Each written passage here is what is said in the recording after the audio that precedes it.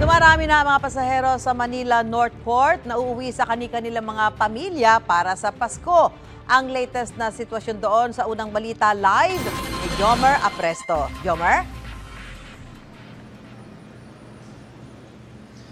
Susan, good morning. Marami na mga pasahero dito sa Northport Terminal ang maaga nag-uwian sa kanilang mga probinsya ilang araw bago ang salubong sa Pasko. Pero marami rin naman mga pasahero mula sa lalawigan ang nag-uwian dito sa Metro Manila at dito na magdiriwang ng Pasko. Narito ang aking report. Makalipas ang mahigit 2 taon, ngayon lang muli nagkita-kita ang magkakapatid na sina Michael, John at Jen. Magkakahiwalay raw kasi ang kanilang trabaho sa Baguio City, Laguna at Cavite. At dahil magpapasko, sama-sama silang uuwi ngayon papunta sa kanilang mga magulang sa Butuan. Matagal na kasi hindi kami nagkita eh. Maghanda konti kasi matagal na hindi nagkasama. Ang second year college student naman na si Charis, first time daw magbabarko pauwi sa kanilang bahay sa Bukidnon. May mga pasalubong din daw siya para sa kanyang 7 kapatid.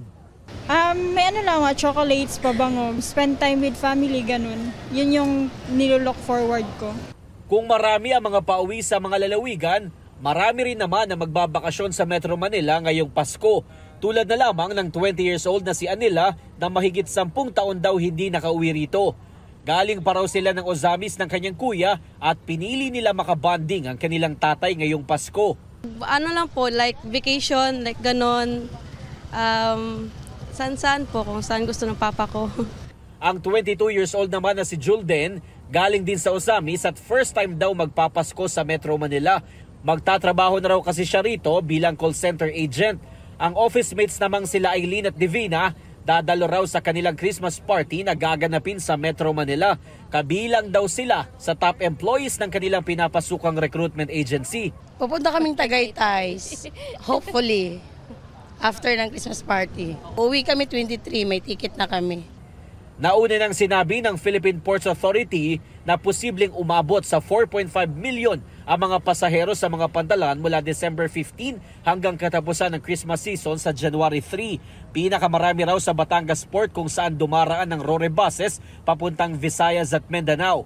Sabi rin ng PPA, 3 ang bagong x-ray machine na inilagay rito sa terminal ng Manila Northport upang mapabilis sa pag-iinspeksyon. Naisaayos na rin daw nila ang ibang pasilidad para makatulong sa mga kababaihan, senior citizens at mga PWD. Hinahabol din nila na matapos ang kanilang bagong air conditioning system para sa kaginhawaan ng mga pasahero. Mas mabilis ang paglagay po ng bagahe diyan, tuloy-tuloy na at makikita naman po agad niya ng ating baggage x-ray operators kung meron po ba sa mga bagahe yung mga ipinagbabawal po at kung meron man makukonfiska po agad 'yon.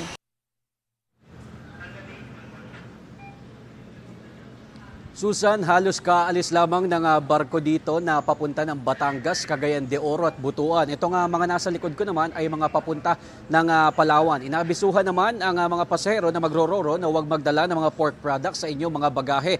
At bawal daw kasi ito sa mga probinsya sa Visayas bilang pag-iingat sa African Swine Fever o ASF.